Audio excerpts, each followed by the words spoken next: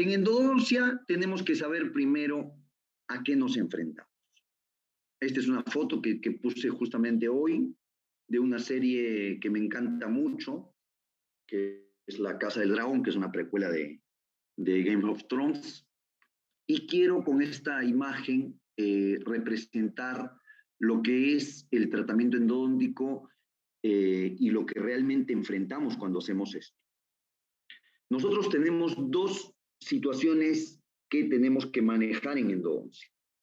Una es la anatomía, que posiblemente la mayoría piensa que es una anatomía fácil de manejar, pero que en la realidad, y gracias a los estudios últimos de microtomografía, vemos que es pues una complejidad de un sistema más bien de conductos radiculares y no un conducto que aparezca en una línea, en una imagen en blanco y negro de una radiografía.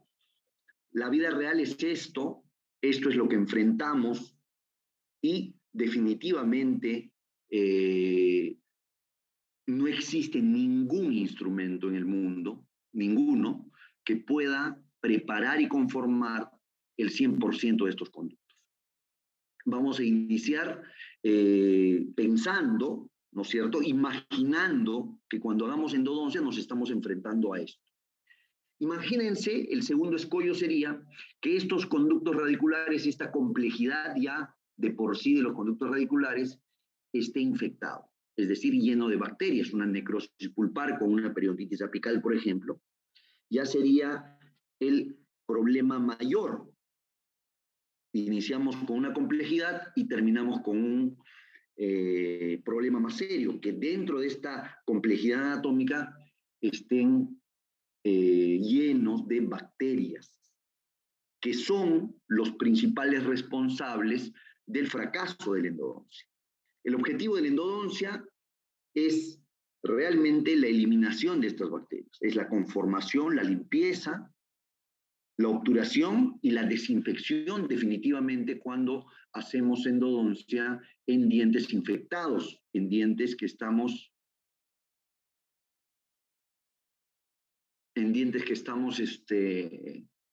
hay un chat creo acá, permítanme por favor. Ah, no, es el colegio. Entonces, enfrentamos estas bacterias y el objetivo, decía, de la endodoncia es eliminar esto cuando tenemos que tratar dientes con pulpas necróticas. La anatomía tiene lamentablemente una diferencia significativa en la realidad anatómica con lo que nosotros tenemos en el consultorio.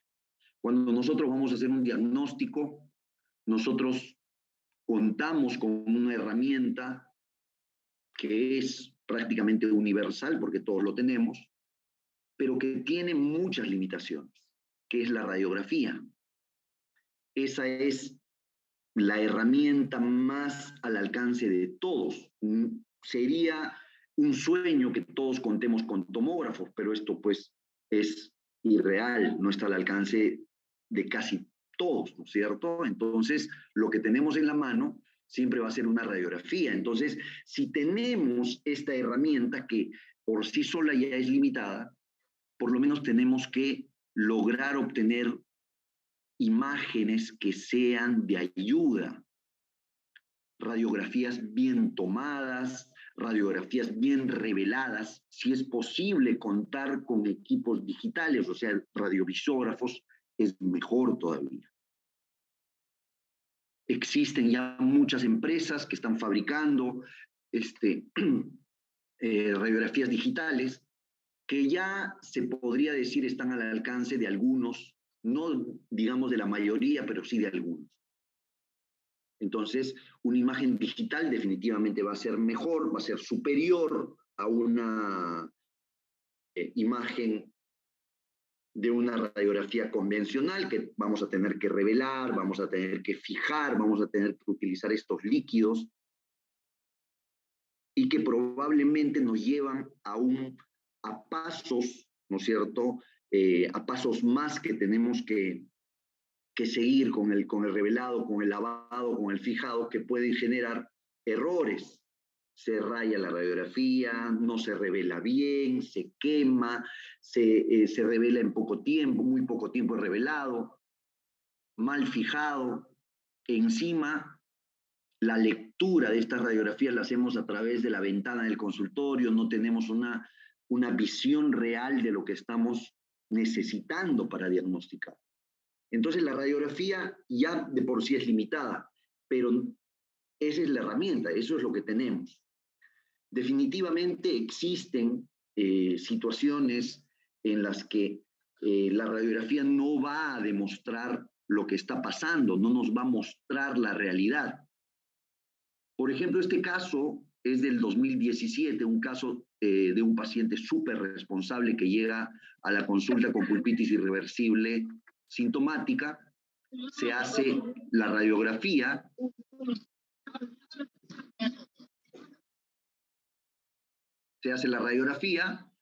y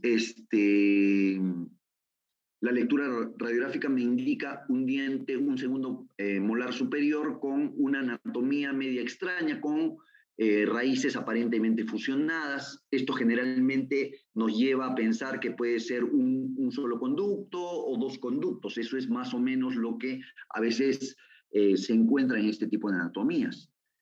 Se ve la cámara pulpar grande, pero no se ven los conductos. Entonces se procede a hacer la endodoncia en una sola sesión, como debería ser, y este es el resultado final. Encontré dos conductos, y este es un paciente que acude a sus controles periódicamente y siempre, o sea, nunca falta a sus controles. Llega a su control cada 6 meses y se hace los controles incluso en plena pandemia.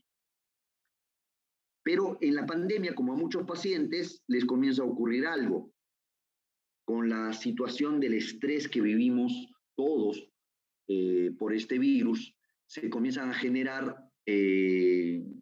ciertas situaciones, como por ejemplo este síndrome del diente fisurado, se comienza a manifestar de manera general. Muchos pacientes sufren este síndrome hasta ahora y comienzan a fracturar dientes. Y este paciente, pues, lamentablemente, comenzó a romper dientes y rompió un premolar y tuvo una fractura coronaria radicular irreparable y tuvo que perder ese premolar. Y entonces, a partir de esta situación clínica que le sucede, me pide y me solicita que le haga un análisis de todo, porque él no quiere ya perder otro diente, porque él es responsable y así que quiere tomar las medidas que sean necesarias para preservar el resto de dientes. Y es por eso que en el año 2021 que acude a su control, este es el control, yo le solicito una tomografía. Entonces el paciente se hace la tomografía, este es el último control radiográfico del diente después de prácticamente 4 años, este es 2021, prácticamente 4 años después el diente está en función, el diente está aparentemente, uno puede observar en la radiografía imágenes normales, no hay ensanchamiento de ligamento, no hay una imagen radiolúcida clara ahí en apical o lateral, el diente está asintomático funcionando, entonces uno puede pensar después de prácticamente 4 años que tenemos éxito en el procedimiento. Un diente vital hecho en una sola sesión, prácticamente si la endodoncia está bien realizada, tiene una tasa de éxito casi del 100%, si está bien restaurado, por supuesto. Pero el paciente cuando acude ya con la tomografía, yo hago el análisis diente por diente y lógicamente analizo también la endodoncia que le había hecho. Yo le había hecho una endodoncia superior y 2 endodoncias inferiores. Esta superior, como ustedes ven, a la izquierda, es decir, la primera molar, también tiene un tratamiento de conductos, pero que no lo realicé yo. Yo realicé la segunda molar y bueno, y analizo el caso también porque me gusta tener la documentación, documentar siempre el caso y entonces analizo el diente y miren, doctores, lo que me encuentro.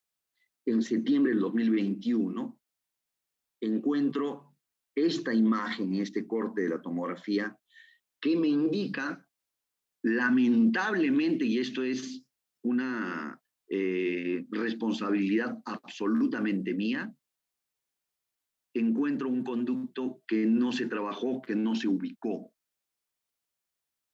y que si esta tomografía o sea, no se indicaba por otro diente, que este es al final un hallazgo, yo hubiera dejado este diente solamente con los dos conductos preparados y probablemente se hubiera generado un proceso infeccioso, y pensando hasta ese momento que mi endodoncia era exitosa, porque radiográficamente no había ninguna señal de que algo andaba mal. Pero miren la tomografía y miren lo que encuentro. Encuentro una lesión en un diente vital. Que tú encuentres ya una lesión, sí, definitivamente nos dice que ya la endodoncia es un fracaso. Yo les muestro esto, no orgulloso, pero me gusta compartir también las fallas. Y entonces esta es una falla de diagnóstico y es una falla también de los controles radiográficos que uno puede hacer, y uno a veces simplemente se deja llevar por estas imágenes lamentablemente tan limitadas de la radiografía, que no te muestra, pues, no te evidencia esto. Y bueno, y al paciente le tuve que hacer el retratamiento. Hice un retratamiento selectivo solamente de ese conducto, lo busqué y después lo obturé. Y el paciente está súper bien.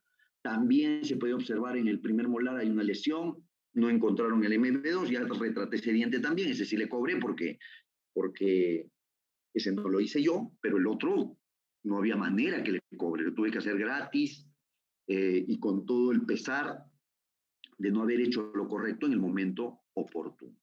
Este es la endodoncia, el retratamiento selectivo, como les dije, es solamente un conducto, y solamente quiero mostrar con este caso la limitación que tenemos con las radiografías, pero son las herramientas que tenemos. Entonces, es indispensable, indispensable, en muchas situaciones clínicas, sobre todo cuando vamos a diagnosticar en muchas situaciones clínicas la indicación de una tomografía, por estas razones.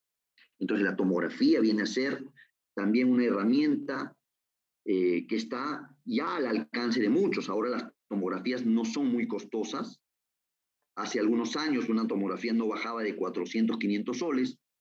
Ahora, si uno sabe leer las tomografías, sabe hacer los cortes en la computadora, uno puede enviar al paciente a que se haga la tomografía, y que no necesitamos informes o imágenes que nos envíen, y que esto, pues, lamentablemente aumenta el precio para el paciente. El paciente al final es el pobre que paga las consecuencias. Entonces, mejor es aprender también lectura tomográfica, analizar una tomografía, hacer los cortes necesarios en la computadora, y de esta forma, en muchos casos como este, por ejemplo, de retratamientos, se indica para tener un mejor resultado. No olvidemos, la endodoncia es la última oportunidad de preservar ese órgano dentario. Esta es una paciente que acude también derivada de un rehabilitador para realizarse el retratamiento. Tiene un dolor, acá se puede observar una lesión, y bueno, y para retratar el caso, yo indiqué la tomografía, para analizar bien qué cosa es lo que puedo hacer, porque no olvidemos que hay que analizar el diente completamente. Acá, por ejemplo, es portador de corona, portador de un poste colado. Entonces yo, para retratar ese diente, tengo que quitar estas interferencias, retirar la corona, retirar el poste, con todo el riesgo que amerita esto. Los retiros de coronas y postes ya no se hacen con los extractores de coronas, golpeando al paciente, prácticamente moviéndole el cerebro y arriesgando la poca estructura que pueda tener ese diente. Entonces, ahora, generalmente estos procedimientos de retiro de postes, retiro de puentes y coronas, se hace pues con ayuda de puntas ultrasónicas. las puntas ultrasónicas, que son de diferentes códigos, dependiendo de la marca del ultrasonido, pero que generalmente están también codificados para poder comprarlos, adquirirlos de manera fácil. Es cuestión simplemente de investigar un poquito y saber qué punta está indicada para el retiro de coronas o postes y adquirir. Seguramente la mayoría de odontólogos ya contamos con un equipo ultrasónico, porque si nosotros hacemos destartaje y profilaxis en el consultorio, definitivamente ya no estamos haciendo el destartaje pues con puntas Morse como se hacían antes. Ahora se utilizan puntas ultrasónicas que son mucho más fáciles de usar, y no solamente fáciles, sino que tienen resultados mucho más predecibles. Eh, eh, Tenemos el control absoluto del procedimiento, y entonces es un equipo básico de un odontólogo. Un odontólogo no debe, en un consultorio dental no debe faltar un equipo de rayos X y un ultrasonido por lo menos. Entonces, este caso se derivó igual a realizar una tomografía antes de hacer el retratamiento. Y podemos ver, por ejemplo, que en la imagen ya tomográfica podemos observar una lesión gigante que prácticamente está abarcando la furca y gran parte de las raíces vestibulares. Y si observamos otros cortes, miren prácticamente las dos raíces vestibulares, no hay hueso en la parte vestibular, la tabla vestibular prácticamente ya no existe. Y entonces uno se pone a pensar que si no hubiese tomado esto, seguramente hubiera abordado el caso de manera diferente. Ahora, yo siempre que realizo retratamientos procuro hacer lo mejor posible la reintervención, porque sabemos, y repito, es la última oportunidad de que ese diente se mantenga en boca. Entonces, me ha costado mucho tiempo y seguramente mucho dinero tener ya todas las herramientas disponibles para la desinfección de los conductos. Incluso ahora tengo no solamente puntas ultrasónicas, sino también láser para poder realizar la desinfección de la mejor manera.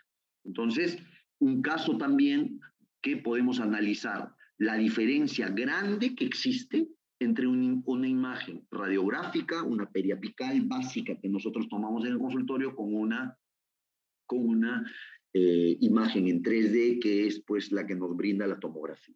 Aquí se puede ver, miren esta reconstrucción en 3D de ese caso, prácticamente toda la tabla vestibular ya no está presente, ¿no? Increíble, tremenda lesión que en la imagen radiográfica no se observa. Entonces, tenemos limitaciones y habrá que pensar que cuando nosotros estamos haciendo tratamientos, después de un análisis exhaustivo del caso, tendremos que ver la necesidad, en algunos casos, de enviar o indicar la tomografía. Muchos tienen problemas en recetar o en indicar, por ejemplo, tomografías a los pacientes, porque creen que el paciente no va a querer, porque va a gastar. No olvidemos que nosotros somos médicos y que igual que un médico, el paciente tiene que hacer lo que uno le indica. Nadie discute a un médico que te indica, por ejemplo, que te indica exámenes de sangre, de orina, de heces, tienes que hacerte una tomografía, una ecografía. Ningún paciente discute al médico. ¿Y por qué nos tendría el paciente a nosotros que discutir o negarse a hacer la tomografía, por ejemplo, solo porque ellos piensen que nosotros no trabajamos con la salud de ellos? Y eso es lo que primero tenemos que creernos nosotros. Nosotros tenemos que respetarnos, doctores. Nosotros somos los especialistas en ese sistema que nadie más puede manejar que el odontólogo. Y entonces el paciente tendrá que realizarse lo que nosotros indiquemos, ¿no? Ese es el procedimiento ya terminado, el retratamiento con todas las medidas posibles, una nueva instrumentación, una desinfección mecánica con las limas, una desinfección química con los irrigantes, irrigantes que tienen que ser, que tienen que cumplir los objetivos utilizando jeringas, agujas que son las indicadas, concentraciones de hipoclorito que corresponden, utilizar quelantes para eliminar el barro dentinario, hacer activación ultrasónica de los irrigantes, realizar por ejemplo, detalles que yo marco cuando tomemos la conometría, que los conos estén desinfectados previamente, cuando secamos los conductos con conos de papel, que los conos estén también estériles. Entonces, son detalles que uno tiene que ir puliendo siempre y cumpliendo con estos protocolos para tener por lo menos una alternativa, ¿no es cierto? Una esperanza de que ese diente se va a curar. Y definitivamente un diente cuando está bien tratado y lógicamente después bien restaurado, las posibilidades de que repare, de que cure son bastante altas. Entonces las tomografías deben ser indicadas en ciertas situaciones clínicas, no siempre. El diagnóstico, lamentablemente, si pudiésemos tener un tomógrafo todos, seguramente lo utilizaríamos. Pero esa no es una realidad. En 1901 se fabrica la primera lima no estandarizada de endodoncia. Y de ahí en adelante, ya en 1900, más o menos 65, se estandariza la fabricación y ya se conoce, se presenta al mundo los instrumentos de endodoncia, las limas endodónticas seleccionadas y fabricadas de acuerdo a una estandarización en tamaño, en calibre, en color, en diseño, etc. Y es así que nosotros conocemos las limas manuales como, por ejemplo, esta preserie que corresponde a la lima 6, 8 y 10, la primera serie de la 15 a la 40 con los colores que ya conocemos, la segunda serie de la 45 a la 80 y la tercera serie también de la 90 a la 140. Existen esta tercera serie, no es muy comercial, es muy difícil de conseguir posiblemente, pero existe. ¿En qué situaciones podemos utilizar una tercera serie? De repente en ápices abiertos, ápices inmaduros, cuando tenemos que tratar dientes con ápices reabsorbidos por el proceso infeccioso, etc. Entonces, ¿son útiles? Sí, definitivamente son útiles. Ya en un nivel de especialización, de tratamientos especializados, definitivamente es una herramienta muy útil.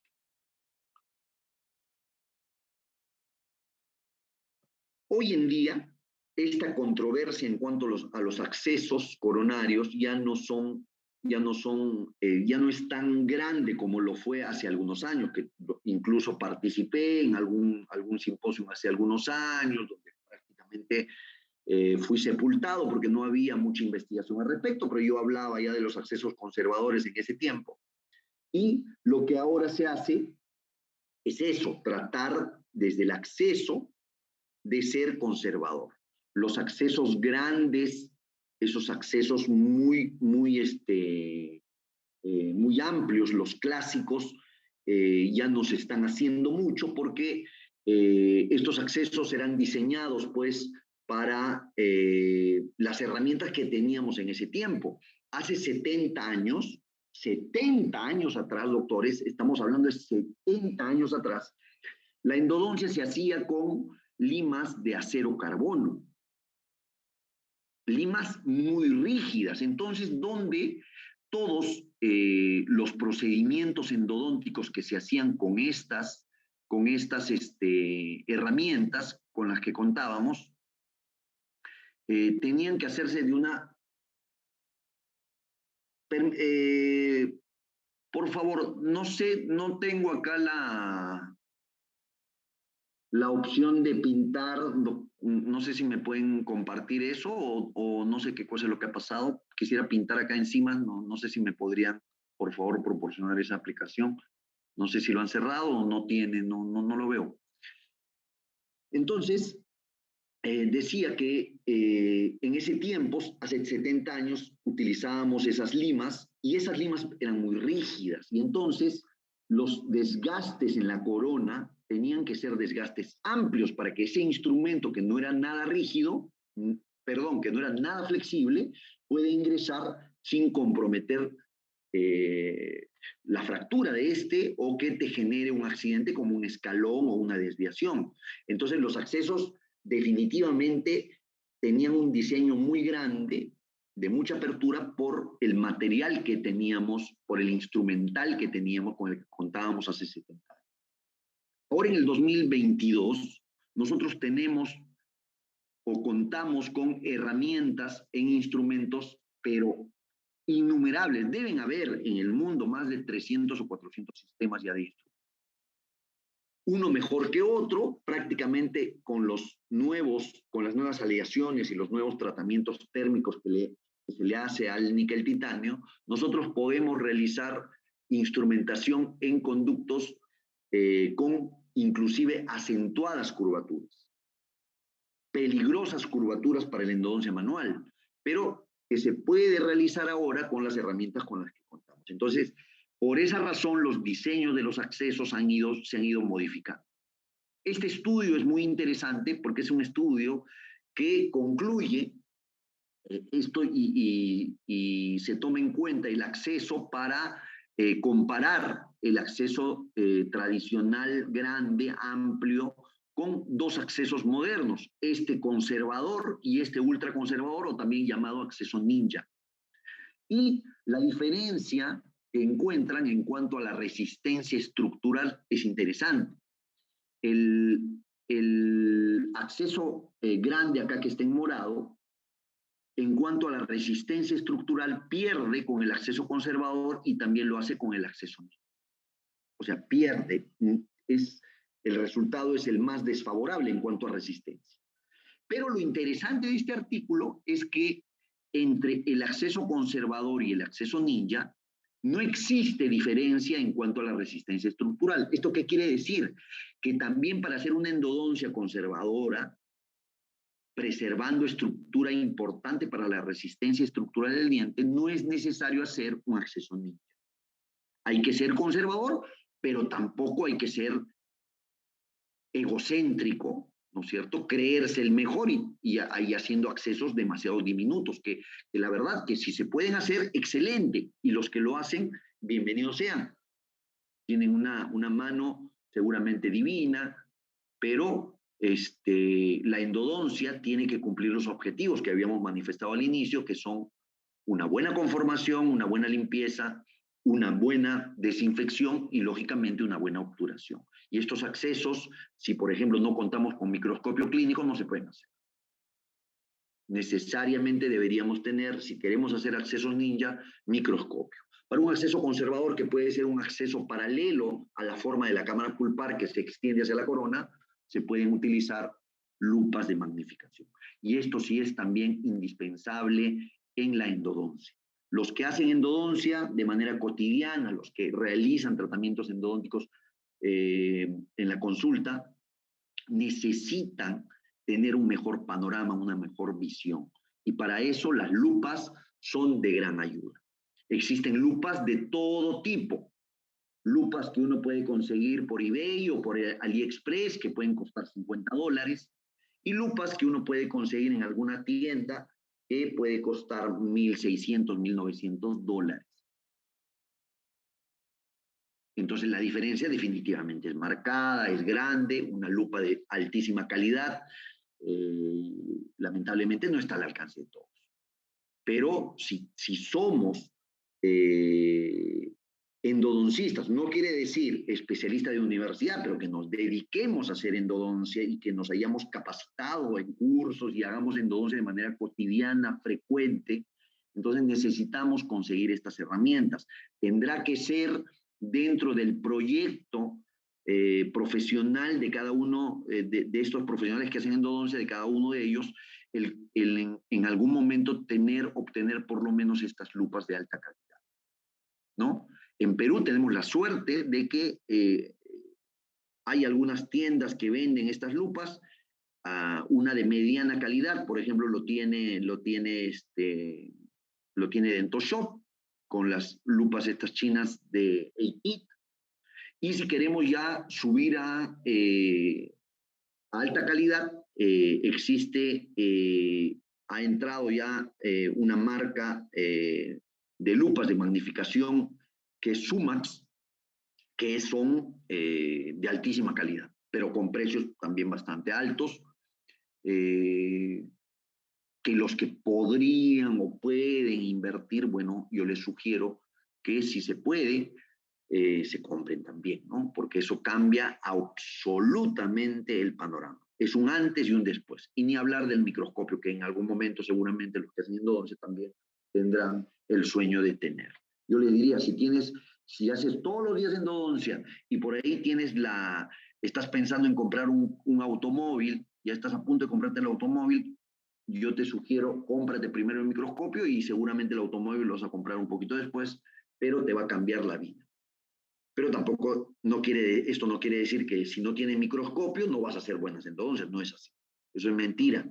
La endodoncia se ha hecho sin microscopio durante mucho tiempo y la tasa de éxito no ha variado mucho. Ha mejorado un poco, pero no tanto. Entonces tampoco eso quiere decir que sin microscopio no puedas hacer endodoncia. Lo que sí es cierto es que el 85% de los casos lo puedes manejar. Pero ya el 15%, esos casos de mediana a alta complejidad, es mejor derivar a los especialistas. Y los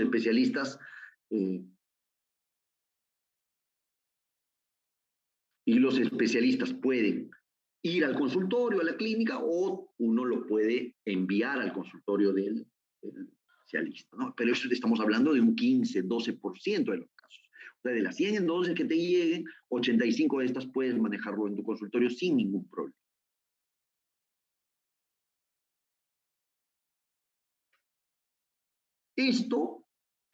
Esta imagen habla de una instrumentación basada en lo que hemos estado hablando al inicio de esta partecita de accesos, donde la necesidad de realizar desgastes,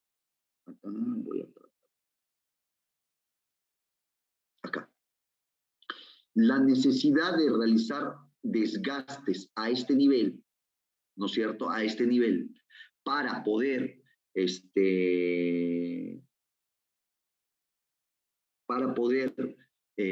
acceder con la lima de manera recta y que el instrumento no se curve como este, entonces era necesario pues realizar un desgaste cervical bastante generoso. Este desgaste llamado desgaste anticurvatura, desgaste compensatorio, se realizaban con herramientas también que estaban disponibles en ese tiempo. Pues usábamos las fresas Gates o las fresas piso. Incluso se fabricaban algunas fresas como las BAT, que eran especialmente diseñadas para realizar el desgaste de esta zona. Y lamentablemente la estructura del diente se perdía, ¿no es cierto? Hacíamos el desgaste compensatorio para que nuestro instrumento entre recto, pero estructuras súper importantes, súper importante, como la dentina pericervical, que es esta dentina de acá, a partir del hueso de la cresta ósea hacia arriba 4 milímetros y de la cresta ósea hacia abajo 4 milímetros, esa dentina se denomina pericervical y es una dentina que, según toda la investigación, es la dentina que está relacionada con la resistencia estructural de los dientes. Entonces, por eso es que la endodoncia actualmente es una endodoncia conservadora de mínima invasión, justamente para no tocar o procurar tocar lo menos posible esa dentina. Y entonces en los accesos van a tener que ser más conservadores, sin destruir esa dentina. Y no solo eso, cuando nosotros accedamos a la raíz, es decir, cuando comencemos la instrumentación también, esta zona perirradicular, esta dentina pericervical, ya de la raíz del tercio superior, no se puede desgastar. Y el uso de las Gates Gliden ponen en riesgo esta resistencia. Y entonces la endodoncia ya no se hace con desgastes bastante grandes o generosos a este nivel. Los instrumentos que se están fabricando actualmente son instrumentos de mínimo desgaste cervical. Ya no se necesita gastar tanto. Antes se pensaba que sí, pero ya no es así. Los instrumentos mecanizados, por eso, los rotatorios, los reciprocantes, tienen diseños ya con algunas cantidades de taper o de conicidad ya reducidas a ese nivel para desgastar lo menos posible. Y como habíamos dicho, con herramientas de níquel titanio con tratamientos térmicos muy flexibles, podemos tranquilamente trabajar conductos curvos sin necesidad de ser un desgaste compensatorio grande. Un pequeño desgaste se puede desgastar acá haciendo un pequeño cepillado con el mismo instrumento rotatorio o reciprocante que se está utilizando, pero ya no es necesario, por ejemplo, Gates Gliden o el uso de otras herramientas como estas. Por ejemplo, acá vemos la BAT, que es una fresa especialmente diseñada para ese desgaste. Miren cómo entra. La Gates Gliden, algunas secuencias de 4-3-2-1, 3-2-1, que son secuencias bastante peligrosas. Hay gente que utiliza muy bien, correctamente las Gates Gliden, y eso está bien. Si les va bien, está súper. Pero ya lo que sí no se puede hacer es seguir enseñando eso. Es como que ustedes quisieran hacer un curso de estética y que el doctor les enseñe a colocar amalgama porque es lo que aprendió y dice que eso funciona bien y listo, no hay que cerrarse a los avances. Si ya la odontología en cuanto a restauradora es una odontología adhesiva, entonces uno tendrá que aprender también a manejar justamente estos materiales, estas nuevas técnicas que existen para la restauración, ¿no? Estos desgastes compensatorios para que el instrumento simplemente entre recto, yo voy a gastar corona, voy a gastar la parte cervical de hacer desgastes compensatorios abruptos, ya no se pueden hacer. Acá tenemos, por ejemplo, un caso donde tenemos que realizar una endodoncia en un diente con un proceso apical bastante grande, y que corresponde realizar la endodoncia y lo realizó en 2 sesiones, con medicación intraconducto. No es el tema de hoy, pero generalmente cuando yo tengo un caso con un proceso apical, en este caso con un absceso apical agudo, drenando, no puedo terminar la endodoncia, por más que quiera terminar en una sesión, no la puedo terminar. Y entonces prefiero tener una oportunidad más de desinfección con un medicamento dentro del conducto que funcione matando más bacterias, eliminando más bacterias. En este caso utilizo hidróxido de calcio con un vehículo biológicamente activo que sería el paramonoclorofenol. Es una pasta que seguramente algunos están pensando que cómo es posible que se siga usando. Lo que pasa es que hay investigación, y de quién todavía, del doctor del grupo de López y Siqueira, que debe ser el investigador más grande o uno de los más grandes en microbiología, y que lo recomienda por muchas razones. No vamos a discutir eso ahora, pero utilizo eso. Y para que yo pueda trabajar estos dientes, si ustedes observan, vemos un conducto distal muy permeable, pero los mesiales son conductos que no son tan permeables, se ven a las justas, entonces son conductos atrésicos, hay que permeabilizar bien. Para eso hay que hacer un acceso, lo necesario, ¿no es cierto? Abrir lo necesario para poder trabajar y cumplir con mis objetivos endodónticos, que es la conformación, la limpieza, desinfección y obturación. y ahí se logra. Si ustedes observan, es un acceso paralelo, es un diente tallado, pero yo trato y procuro de mantener y preservar estructura. Incluso acá se puede observar parte de un cuerno que no ha sido tocado. Hay un techo acá todavía cameral que no ha sido tocado, que seguramente alguien dirá, sí, y ahí se va a quedar pulpa. No, eso se limpia durante toda la endodoncia con ultrasonido. El hipoclorito está actuando durante la hora y media que aproximadamente dura cada sesión. Entonces, estoy desinfectando, estoy eliminando el tejido pulpar de esa zona, y también mecánicamente con el ultrasonido se elimina y se logra una preparación correcta con un acceso lo suficientemente grande, pero definitivamente lo más conservador posible, preservando esta poca dentina que ya queda porque el diente está tallado, y esta dentina pericervical definitivamente también importante, que logra mantener sin usar gaze gliding, simplemente con los instrumentos mecanizados que en ese momento puedo tener a mano. Y esto, como les dije, va cambiando conforme estamos amaneciendo mañana. Seguramente un nuevo sistema está entrando en el mercado. Entonces, esta es la endodoncia realizada en 2 sesiones con un resultado predecible, siguiendo protocolos de trabajo, ¿no es cierto?, desde el acceso. Entonces, ya la endodoncia manual no es que no se haga, doctores. Este es un video de Marco Berciani, de su blog. Pero lo que sí tenemos que pensar es que el níquel titanio ha generado una ruptura de los paradigmas. Ha cambiado la endodoncia desde su introducción, y mucho más ahora que tenemos herramientas, tenemos instrumentos que prácticamente han superado ya todos los riesgos de fractura. Es muy difícil que un instrumento se rompa ya ahora. Es más, no solamente son seguros, sino que están al alcance de todos.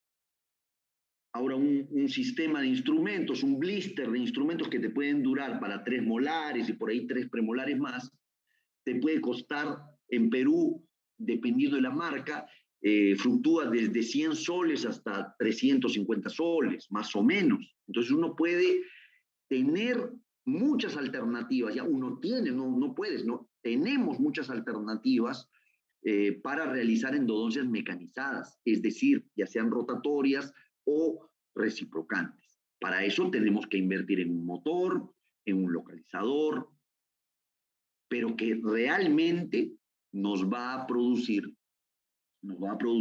una mejora, no solamente en el resultado de los tratamientos, sino también en la ganancia económica que vamos a tener, porque vamos a minimizar el tiempo, vamos a minimizar el cansancio del paciente, del operador, vamos a mejorar la conformación, porque el diseño de estos instrumentos, al ser más cónicos, preparan mejor. Hay que seguir simplemente un protocolo de trabajo, pero definitivamente esta tecnología ya está al alcance de todos. Un motor no cuesta mucho tampoco. Ahora los nuevos motores que están llegando o que han llegado al mercado son motores que vienen, dependiendo de la marca, incluso en 3, 4 tipos de diseños diferentes, unos más básicos, otros más completos, pero que de acuerdo a la capacidad económica de cada uno podemos adquirir fácilmente con empresas que tienen, sobre todo, y eso hay que buscar, que tienen ese plus postventa, ¿no es cierto?, de atención al cliente, porque uno puede comprar un motor y si el que te vendió no existe o ya no está, no te va a dar un soporte técnico o incluso soportes de enseñanza, de manejo de los equipos que muchas empresas ahora ya están adoptando, ¿no es cierto? Tú compras el motor y te dicen, bueno, doctor, usted puede ingresar a un curso para el manejo de esto, o usted puede ingresar a un tutorial que tenemos acá para usted. Entonces, las empresas, por la misma competencia, procuran brindar al cliente, que somos nosotros, ya ese valor postventa que es súper importante para todos.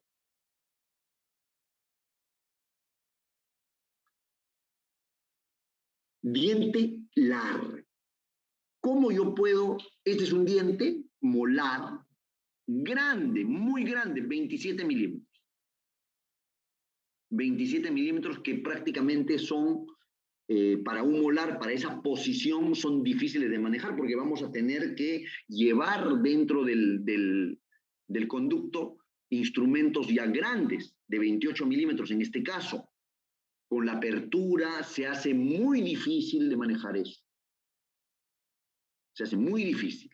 Y con las curvaturas que aparentemente presenta el caso, yo con instrumentación manual no podría trabajar este diente. Entonces, la tecnología, las herramientas, hablo nuevamente, los instrumentos con los tratamientos térmicos que existen ahora, me pueden dar esa facilidad de trabajar situaciones clínicas tan difíciles como estas, ¿no? Donde podemos observar una anatomía larga, compleja, curvaturas y simplemente podemos ver el resultado, ¿no es cierto?, gracias a estas herramientas de la cual estamos hablando. Miren cómo se mantiene y se preservan las curvaturas. A mí me encanta trabajar con sistemas conocidos, la verdad, y yo he trabajado con Dentsply, MyLeffer prácticamente toda mi vida endodóntica, pero ahora tengo también opción en la universidad de probar todos los sistemas. En la universidad, una de las ventajas que tenemos los profesores de universidad de especialización, yo soy profesor de posgrado de la San Martín, es que los alumnos llevan diferentes sistemas, compran diferentes sistemas y tenemos la oportunidad de probarlos todos. Yo los pruebo todos prácticamente, entonces tengo un juicio más o menos razonable de los instrumentos, para qué situación clínica me pueden servir mejor o en cuál de repente no van a funcionar bien. Y entonces uno va de acuerdo al caso, escogiendo las mejores opciones para la instrumentación, para la obturación, para la irrigación, etc. El níquel titanio entonces, hemos visto, cambió la vida en la odontología, cambió la endodoncia. Se podían trabajar mejor, revolucionó la endodoncia, ya lo mencionaba, la fatiga del operador, el tiempo requerido para la endodoncia, todo disminuye, todo mejora, pero no todo es color de rosa. Lamentablemente con esto llegan las fracturas y comienzan a fracturar y muchos dientes se fracturan. La aleación en ese tiempo era la aleación denominada SE-wear. ¿Qué es SE-wear? Eso significa el alambre súper elástico, que era simplemente una lima que uno lo podía doblar, ¿no es cierto? Y una vez que soltabas el alambre, regresaba a su posición primitiva original. A eso se llamaba superelasticidad. Con todas las ventajas que tenía en ese tiempo, se fue utilizando, pero como decía, se fueron también fracturando las limas dentro de los conductos. O sea, esta fractura que no era tan cotidiana se comienza a incrementar. Esta frecuencia de fracturas se comienza a incrementar con el uso de los instrumentos rotatorios de níquel titanio. Níquel titanio SE. Y es por eso que las empresas comienzan a producir, comienzan a estudiar también, a involucrar ingeniería especializada para que los diseños de los instrumentos cambien, es decir, hacer instrumentos mucho más delgados, instrumentos que toquen menos paredes, instrumentos que no se atornillen en los conductos, instrumentos que tengan más resistencia a las fatigas o a las fracturas, por ejemplo, por fatiga cíclica, a la torsional.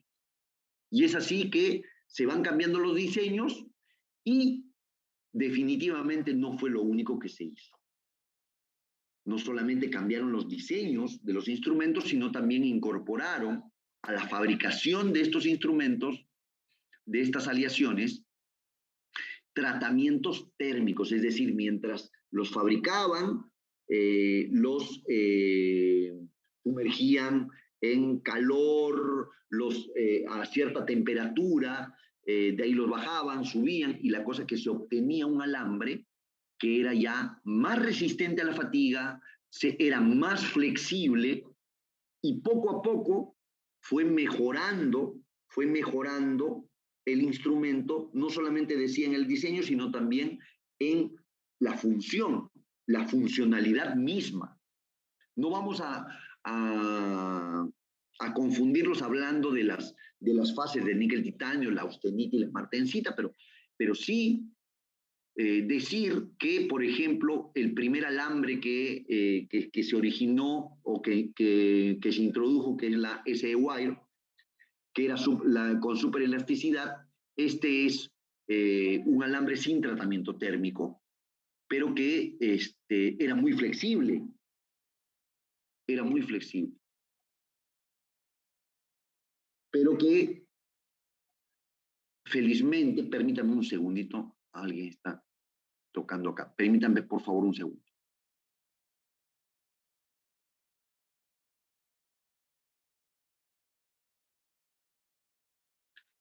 Entonces, perdón, doctores. Entonces,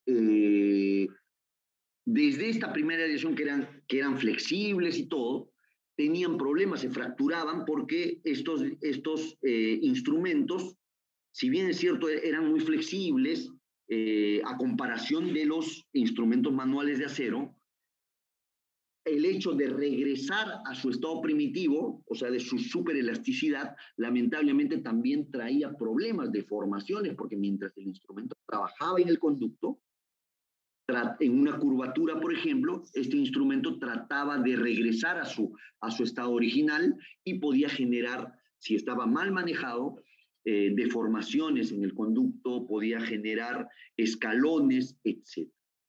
Y entonces, a partir de los tratamientos térmicos en Wire, que es la primera empresa es Dentsply, Maillefer la que tiene por primera vez la iniciativa de realizar un tratamiento térmico a este alambre, genera el nuevo alambre en Wire, que es el que corresponde, por ejemplo, a Protaper Next, a Wave One, a Reciproc, que hace que estos instrumentos sean mucho más flexibles y que sean también, a comparación ya del SE-Wire, mucho más resistentes. Y a partir de eso, las demás empresas comienzan a hacer pruebas de tratamientos térmicos, y es así que sale CM-Wire, que es ya de Coltene, que genera un cambio increíble en la endodoncia.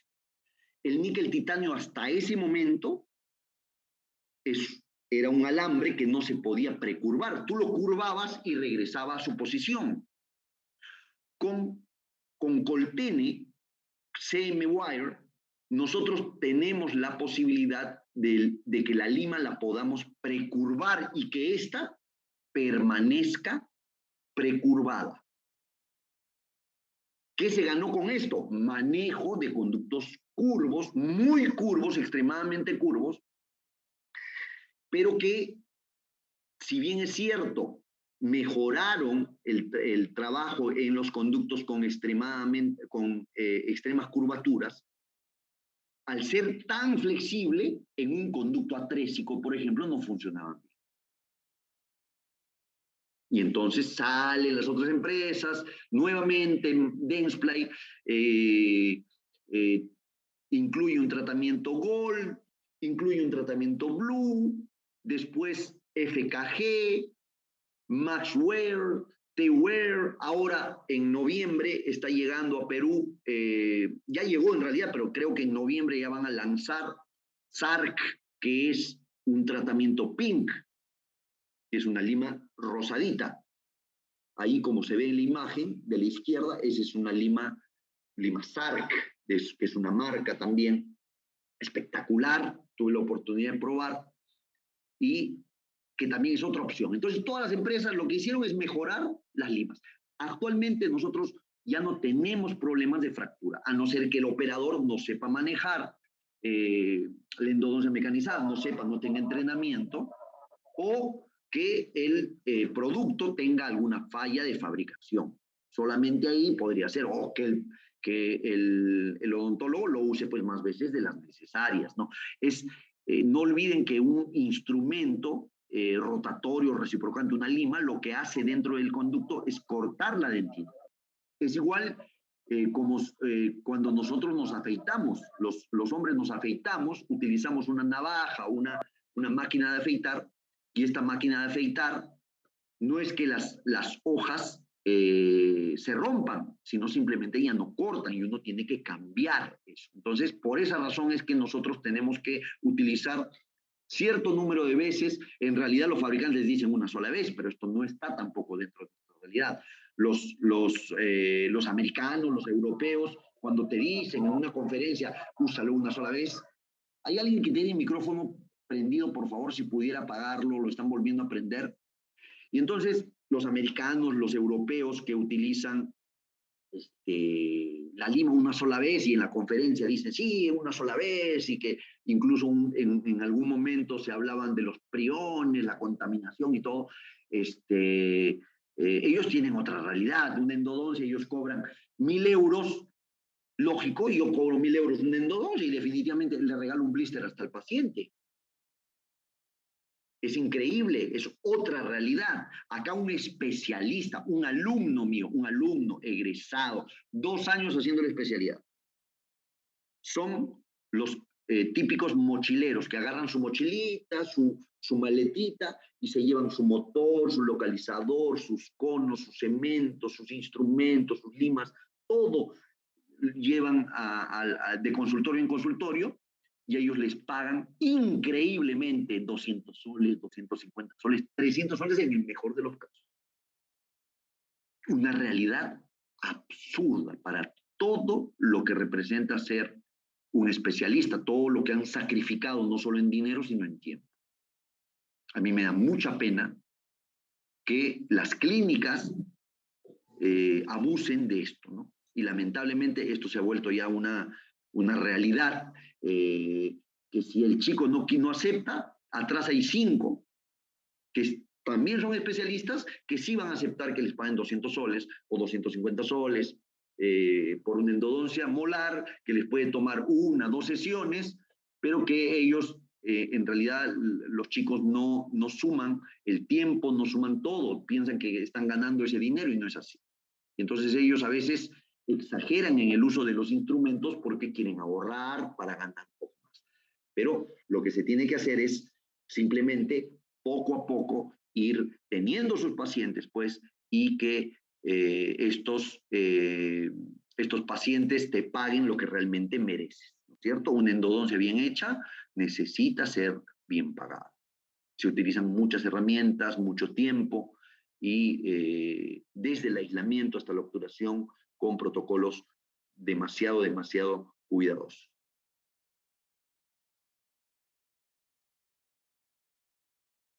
Las fracturas, entonces, creo, uno de los accidentes que nos dan más temor, ¿no es cierto? Y esto, la resistencia del instrumento va a depender de muchas cosas. A mayor sección transversal de la lima, es decir, que la lima tenga más masa, el metal de la masa sea más grueso, en palabras más simples, el instrumento más grueso tendrá menos resistencia a la fatiga cíclica. Es decir, en un conducto curvo se va a fatigar más un instrumento más grueso, con más masa. Si es más cónico, tiene más conicidad, definitivamente también va a tener un problema ahí. Y lógicamente dependerá de la anatomía del conducto también para que este instrumento sufra más o sufra menos. Si es una curvatura pequeña, 15 grados, 20 grados, no pasa nada. Pero si ya estamos hablando de curvatura de 45, 50, 70 grados, 90 grados, ya la situación se torna de alta complejidad y entonces los instrumentos que hay que utilizar hay que saber seleccionarlos bien. Mencionaba de la austenita a la martensita, que son las fases del níquel titanio. Lo único que tienen que saber realmente es que los instrumentos que sean más austeníticos son instrumentos más rígidos, menos flexibles. Y conforme se van acercando a la fase martensita, los instrumentos son mucho más flexibles. ¿Ok? Un níquel titanio inicial de primera generación, ProTaper universal, por ejemplo, es martensítico prácticamente completo.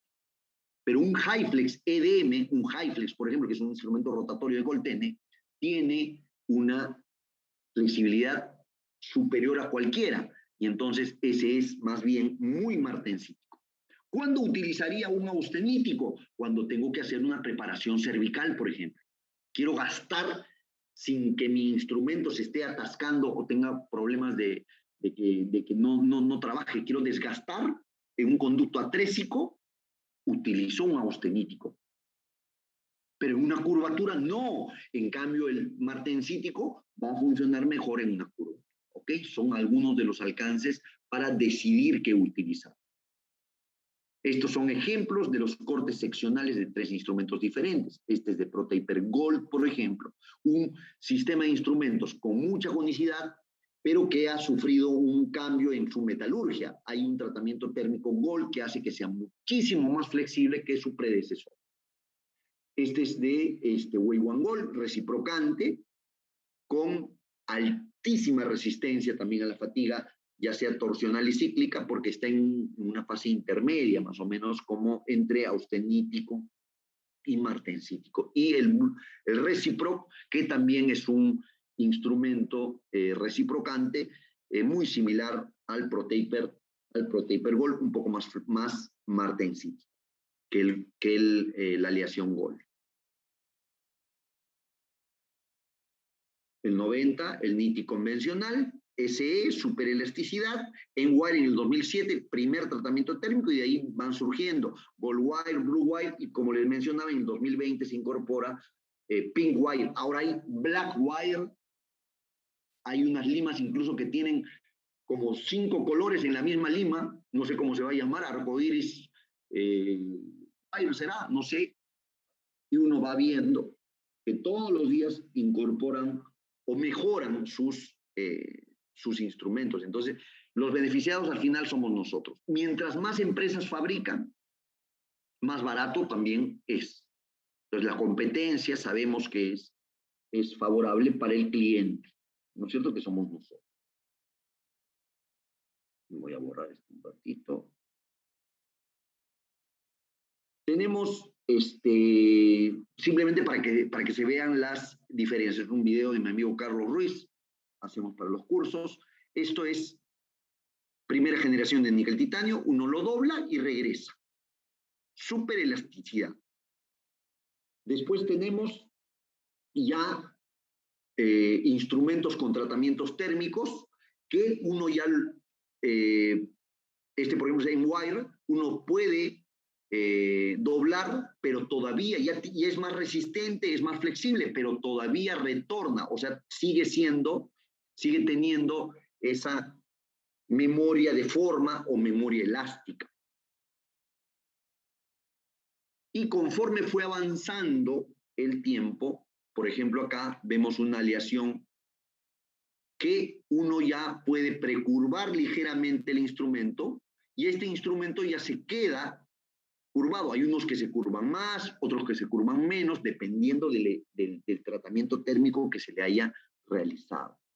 Y ahí vemos cómo vamos mejorando cada vez las aleaciones con estos tratamientos térmicos. Se mejoró notablemente la resistencia, este es tratamiento Blue, por ejemplo, y se mejora la resistencia a la fatiga cíclica, se mejora la flexibilidad de los instrumentos y diseño más metalurgia, prácticamente ya desarrollamos,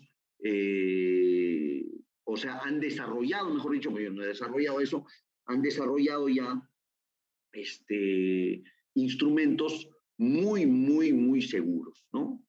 Aquí, por ejemplo, se está precurvando un instrumento GOL, miren cómo se precurva, y cuando el níquel titanio se calienta en temperatura grande, vuelve a su estado original, ¿no? Simplemente son videos que muestran estos cambios en su estructura, en sus propiedades, gracias a estos tratamientos térmicos. Entonces tenemos ya muchas herramientas para endodoncias que son más predecibles, más seguras y más rápidas también.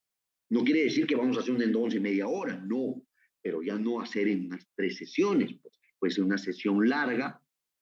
Gracias a la instrumentación mecanizada yo puedo avanzar rápidamente. ¿Me voy a demorar más en qué? Me voy a demorar más en la irrigación. La instrumentación mecanizada prácticamente se hace en minutos. Donde uno se demora más es en la irrigación, en la desinfección química. Ahí es donde nosotros apuntamos un poco más porque la desinfección química es súper importante. En endodoncia, de igual forma, no vemos lo que hacemos. Al no ver lo que hacemos, no sabemos hasta dónde llegar. Cuando tenemos que hacer endodoncia, definitivamente tenemos que saber hasta dónde yo voy a instrumentar, hasta dónde voy a obturar. El límite apical es fundamental. Desde el pregrado hemos aprendido, doctor, doctora, ¿hasta dónde instrumento? Hasta el CDC. ¿Hasta dónde instrumento, doctora? Hasta la constricción apical.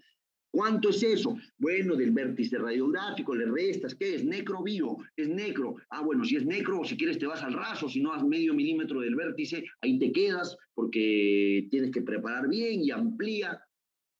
Nos basamos durante mucho tiempo en medidas promedio. Y lamentablemente la anatomía no es así.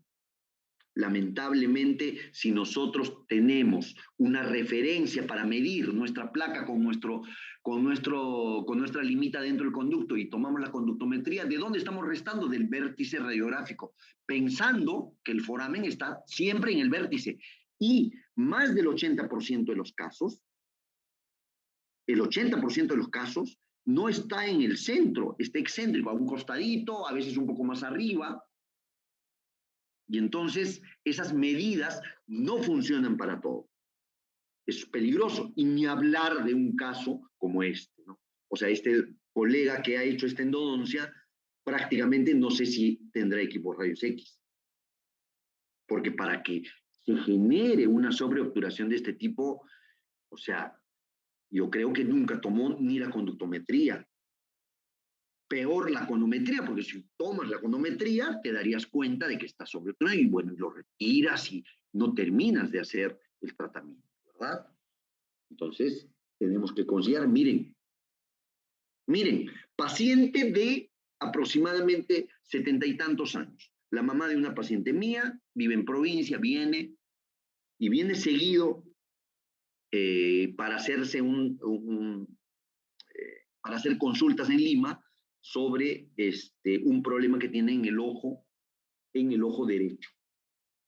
Le molesta y ya ha visitado a muchos médicos y no le han dado la solución. Y no le encuentran nada. Se ha hecho todos los exámenes posibles y no. Entonces, cuando llega a mi consulta, aprovecho, doctor, que mi mamá está en el médico, lo quiero llevar para hacerle quiero cambiarle una coronita, unas cositas, que le haga un puente. Dale, tomamos las radiografías y miren con lo que nos encontramos. El límite apical acá, ¿dónde está? ¿Qué hizo este doctor? No somos nadie para criticar, pero sí analicemos el caso. Culpa del doctor seguramente no es, será culpa de todo un sistema de educación lamentable, paupérrimo que tenemos, pero que es así. Este doctor de repente nunca debió terminar la carrera. ¿Cómo terminó alguien que no tiene parámetros por lo menos básicos, de lo que uno tiene que hacer. O sea, yo no digo que uno no rompa instrumentos, pero si rompes, sabes qué hacer. Y si tú no lo puedes hacer, enviarás a alguien que lo sepa hacer. Tú no puedes, aquí rompió el instrumento. Yo me imagino, rompió el instrumento, trató de pasar, no pudo, se desvió, perforó y después lo obturó, lo sobreobturó. Miren el cono cómo se va, da toda la vuelta. Y encima lo rehabilitó. O sea, ya estamos hablando de una falla tras otra y tras otra. Eso ya es iatrogénico, eso ya no es ya profesional, ¿no es cierto? Yo puedo romper un instrumento, pero sabré cómo solucionar, o si yo no lo soluciono, buscaré a alguien que le pueda solucionar. Se le envía una tomografía y le digo, bueno, hagamos la apicectomía, aquí no vas a hacer retratamiento, y el retratamiento acá no se puede hacer porque lamentablemente el retratamiento sería imposible. Yo podría sacar de repente parte de esta gutapercha, pero y esto se va a quedar ahí. El instrumento no se va a salir, es una barreta, es una Gestron, debe ser una Gestron 80, 70, 80 que está ahí. El riesgo de sacar el poste, o sea, aquí lo que va, si quiere salvar el diente, es apicectomía, hacer una cirugía. Y la señora apenas escuchó que le iba a cortar la encía, me dijo, usted está loco, a mí no me hace usted nada. Sáqueme el diente y listo. Y yo, la verdad, que sufro mucho cuando se toman esas decisiones, pero al final el paciente es el que toma la decisión. Nosotros le damos las alternativas y el paciente al final es el que decide, ¿no es cierto?, qué hacer. Y bueno, en este caso se decide la extracción, pero la endodoncia no es solamente retratamiento o apicectomía, también tiene otros campos que seguramente no los conocen muchos, pero que también son parte de la endodoncia. Y uno de ellos se llama reimplante intencional, que es extraer el diente, realizar el procedimiento de apicectomía, repreparación, retirar el instrumento fuera de la boca, fuera del alveolo, después retroobturar y ponerlo otra vez en el alveolo. Este procedimiento es un procedimiento más complejo porque depende de una extracción atraumática y depende que lo hagas en menos de 15 minutos. Muy complejo, difícil, pero que era la solución que yo al final le indiqué a la hija y le digo, por favor, hagamos este tratamiento, vamos a salvar. Tu mamá sabe que vamos a sacar el diente. Si por ahí se fractura, yo veo que hay una fisura, simplemente lo sacamos y listo, y suturamos y se acabó. Pero si por ahí tenemos la posibilidad de que yo pueda realizar la apicectomía, el diente esté bien, lo reimplantamos y vamos viendo cómo va. Entonces se decide realizar el reimplante intencional, ¿no? Realizamos el reimplante intencional. Así es, doctor, justo alguien comentaba. Cristian, así es, Cristian. Se hizo el reimplante intencional, se hace la planificación, pero lo que yo no había planificado era que cuando saco el diente, cuando yo saco el diente, miren la reproducción 3D en la tomografía de la gutapercha, el tamaño de la gutapercha que está afuera. Cuando yo hago la extracción, no había contado con, lamentablemente, de que la gutapercha, esto es una endodoncia que tenía como más de 15 años, creo, que la gutapercha ya tenía pues un estado seco y que cuando yo saqué el diente se iba a quedar. Dicho y hecho, doctores, cuando yo saco el diente, lamentablemente, y lo digo lamentablemente, el diente, la gutapercha se queda. Hice igual el procedimiento y felizmente, gracias a tecnología como el microscopio, ahí se puede ver el momento del éxtasis total. Esa es la alegría máxima que un dentista puede tener.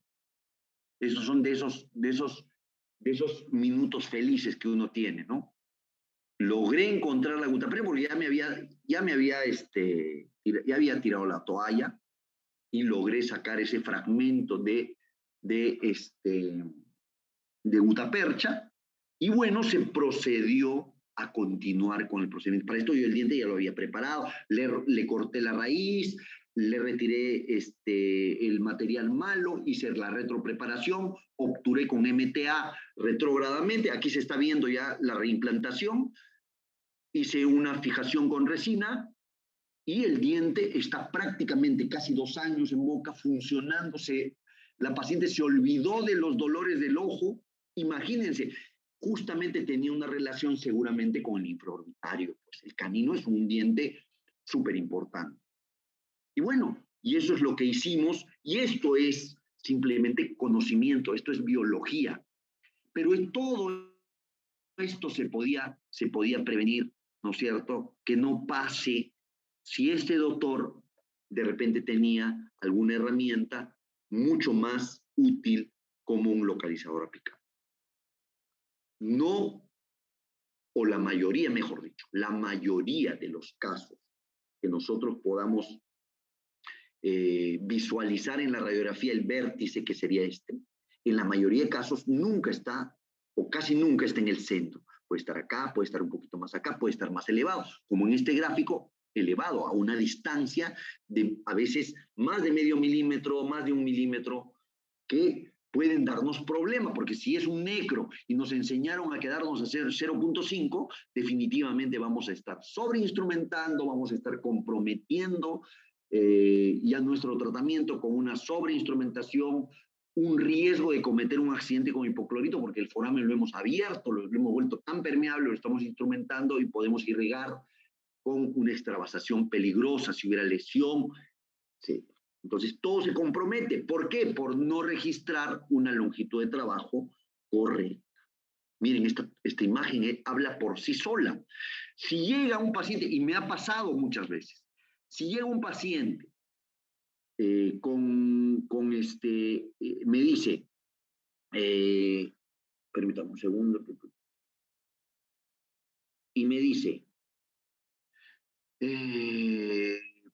mejor dicho, el derivador, yo le mando una obturación, un caso de estos, ¿sabes? Y me ha pasado, en la universidad también me ha pasado.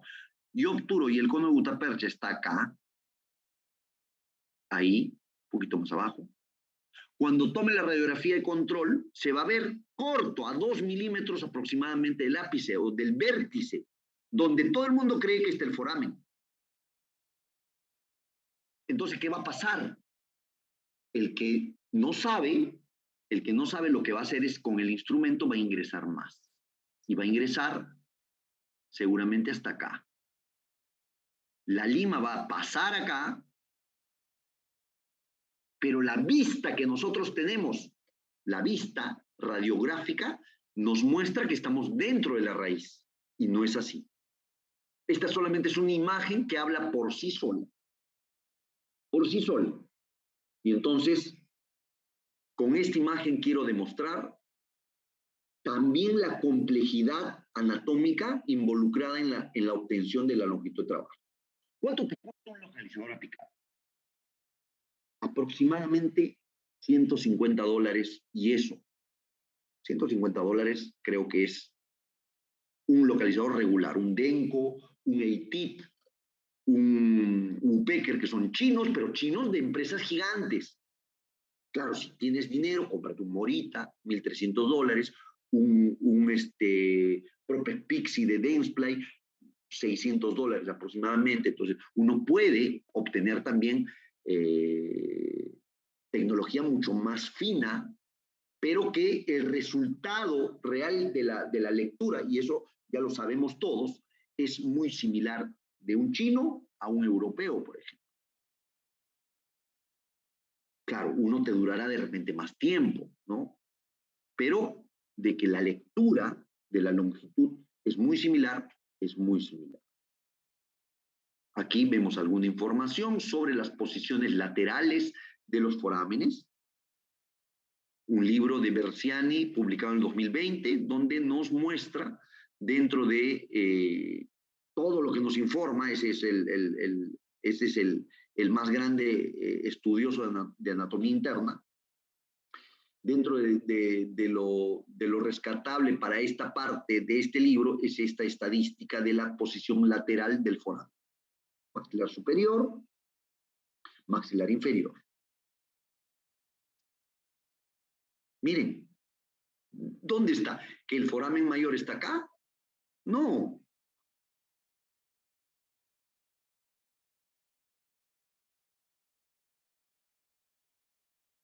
Permítame, vamos a borrar. Miren, miren la distancia entre uno y otro. Y aquí una foramina. Miren la distancia. Si te quedas acá, vas a pensar que estás corto. Impresionantes imágenes. Miren esto. Miren la constricción apical. Miren la distancia de la lima. Una lima de acero gruesa ya no da ni siquiera esta pequeña curvatura. Va a comenzar a generar un escalón acá. Eso no lo vemos en la placa, no lo vamos a ver jamás. Una reabsorción radicular no es una reabsorción uniforme. Puede ser así, biselado, y pensar, si vemos en la radiografía, va a parecer que estamos a 1 milímetro. Miren, la lima ya salió casi 1 milímetro, pero pensamos que estamos todavía a 1 milímetro del vértice. Y nosotros no podemos instrumentar hasta acá, tendremos que quedarnos acá adentro. ¿Y quién te da esa información? Solamente te lo puede otorgar el localizador apical.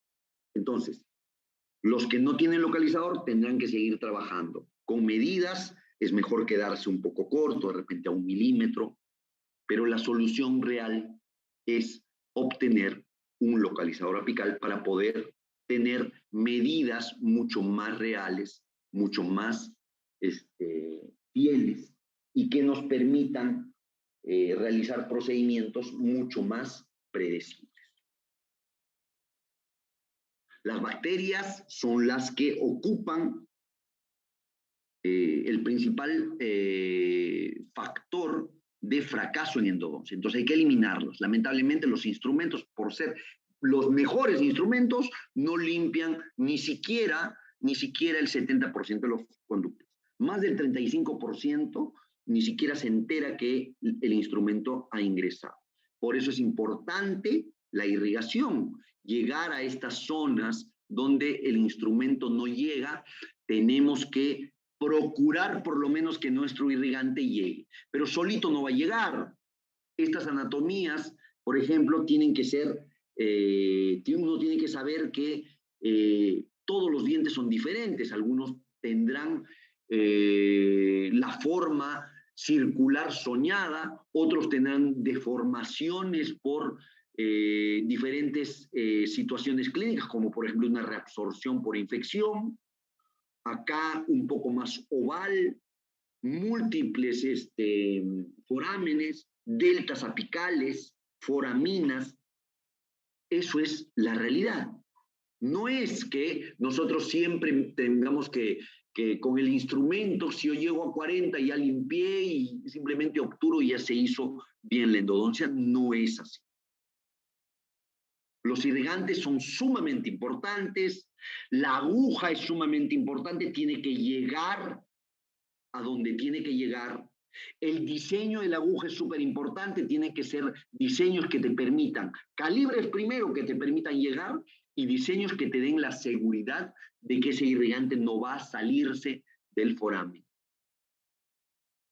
Y lógico, una preparación que permita que las agujas lleguen. Esta es una preparación reciprocante con Wei-Wangol 3506 hasta en un premolar que miren la forma que tiene.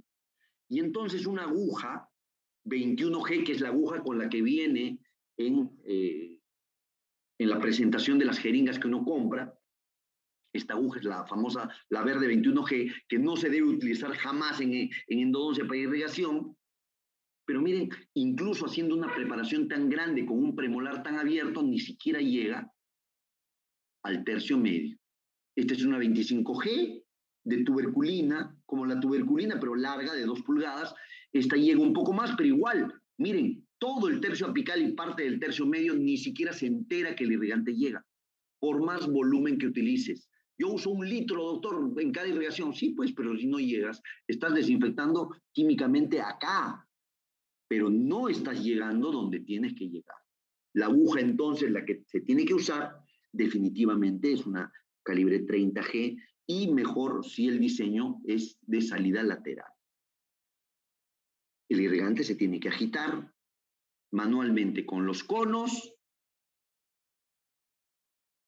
sónicamente con los cepillitos que utilizamos, Endoactivator, pero si no tenemos ni ultrasonido, ni siquiera un cepillo eléctrico, aunque sea con nuestro cono de gutapercha, tenemos que mover el irrigante, agitarlo antes de obturar para que el irrigante llegue, se distribuya a esas zonas donde uno no llega con el instrumento. Detalles que se tienen que considerar siempre. Claro, lo ideal sería que esta activación, esta agitación sea con ultrasonido, porque el ultrasonido es definitivamente la mejor herramienta y con los mejores resultados. Pero si no tenemos, por lo menos, entonces agítalo pues con un cono de gutapercha. Este sería el sónico. Algunos tienen water peak, le incorporan algunas puntas. Algunos utilizan ultrasonido, que sería lo ideal. La diferencia entre un sónico y un ultrasónico es la frecuencia en la que se mueve. Un sónico, estamos hablando de 10.000 hercios o 10.000 ciclos por minuto. Un ultrasonido, estamos hablando de más de 25.000 hercios por segundo. Por segundo se genera cavitación, cosa que no se puede generar con ningún otro aparato. Entonces el ultrasonido es el mejor, y esta es otra herramienta tecnológica para la instrumentación en endodoncia, que no solamente sirve para destartaje, sirve para activar el irrigante, sirve para retirar cálculos pulpares, para encontrar conductos, etcétera, etcétera, etcétera. En endodoncia, entonces, es una súper herramienta, súper herramienta. Y lo mejor, ahora tenemos ultrasonidos portátiles, fabricados especialmente para activar el irrigante. Solamente te sirve para eso. Miren, este video es espectacular. Miren los nodos y antinodos que se forman cuando el irrigante es activado. Espectacular. Esto parece las fotos que nos muestran los que venden ultrasonido.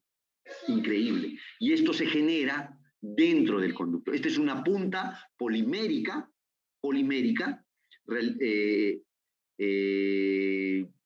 que lo tiene Woodpecker, creo que es la única punta polimérica de ultrasonido que se puede utilizar durante toda la endodoncia, no al final solamente, sino durante toda la endodoncia, lo que estoy usando para hacer desinfección química. Son algunas herramientas, el Endo One, que es el que yo tengo, Endoactivator, que es sónico, esta XP Endo de la FKG, que es un instrumento rotatorio también muy utilizado para activar los irrigantes. Este otro de AT, también un ultrasonido portátil, Ultra X, y algunas puntas que se pueden adaptar a los contraángulos, etc. Entonces, mientras más herramientas tengamos, mejoraremos la desinfección química, que es súper importante y que va de la mano con los instrumentos. La última irrigación antes de obturar, siempre con activación. Esto no corresponde, lo estoy poniendo aquí para que lo vean, no vamos a hablar de esto porque sería demorarnos toda una clase, pero sí es importante que sepan que antes de obturar un caso, tienen que hacer un protocolo de irrigación final. Hipoclorito, activar, enjuagar el hipoclorito, secar, utilizar 3 mililitros por lo menos de EDTA o de ácido cítrico para eliminar el barro dentinario. En caso de necrosis puedes activar incluso 1, 2, 3 veces el hipoclorito, el EDTA o el ácido cítrico también. Y finalmente, ningún elemento químico dentro, ni el hipoclorito, ni el ácido cítrico o el EDTA, enjuagas con agua destilada, secas y ya está listo para tu conometría. Y ahora sí tu cono va a llegar porque eliminaste todo con la activación y con el uso del quelante, eliminas el barro que no pudo eliminar, el tejido inorgánico que no pudo eliminar ni el hipoclorito ni la clorescina en caso que lo utilice. Y bueno, el níquel titanio ya lo habíamos hablado, acompaña al incremento de fracturas. Hasta acá, cámara pulpar calcificada, conductos calcificados, diente largo, un diente con una anatomía aparentemente un molar en C, segundo molar, apertura cameral limitada. Un caso difícil. ¿Cómo se maneja? Con tecnología. Yo no puedo hacer endodoncia manual acá solamente. ¿Cómo hago la apertura? Elimino el cálculo, el pulpolito que está acá ocupando esta gran parte de la cámara pulpar. ¿Lo voy a eliminar con qué? ¿Con fresas de alta velocidad? No, tenemos que utilizar herramientas que controlemos. El ultrasonido es una herramienta fundamental. Esas puntas o insertos ultrasónicos con diamante, por ejemplo, como yo uso, por ejemplo, la P4D, que es el código con el que lo pueden buscar ustedes para retirar cálculos, buscar conductos, eliminar un poco de piso cameral para buscar el MB2, por ejemplo. Entonces, se utiliza acá teniendo todos los conceptos y las leyes de acceso, no pasarme, no irme más allá, y después cuando ya accedo, buscar los conductos con exploradores de endodoncia, permeabilizar con limas de serie especial nuevas y de tal forma explorar primero, trabajar una entrada primero, después recién, después de neutralizar los tercios superior y medio, si el diente es necrótico, para que no meta bacterias el pediápice, recién yo voy a tomar mi conductometría electrónica. Este es el localizador que estoy utilizando, el IPEX, súper localizador.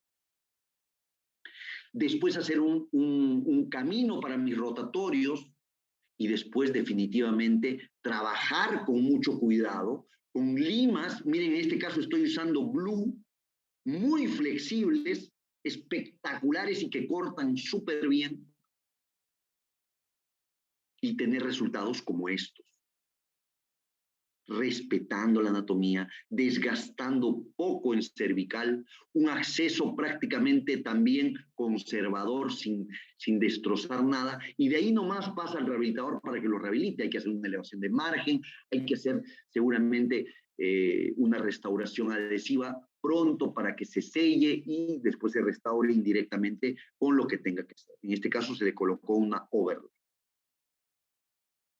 Casos como estos, donde los conductos están completamente calcificados. ¿Cómo? Miren, dos conductos. Después de permeabilizar los conductos, yo tengo dos salidas, ¿no es cierto? Principales. Y miren, después de la activación ultrasónica. Esto simplemente no es que, lo que yo voy a mostrar no es que mejore mi pronóstico.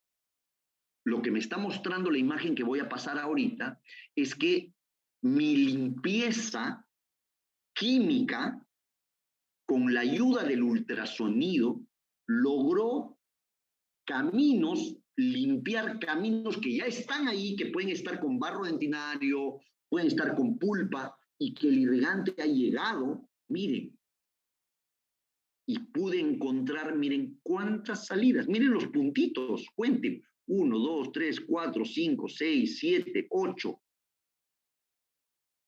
deltas, foraminas, conductos laterales. Impresionante, impresionante.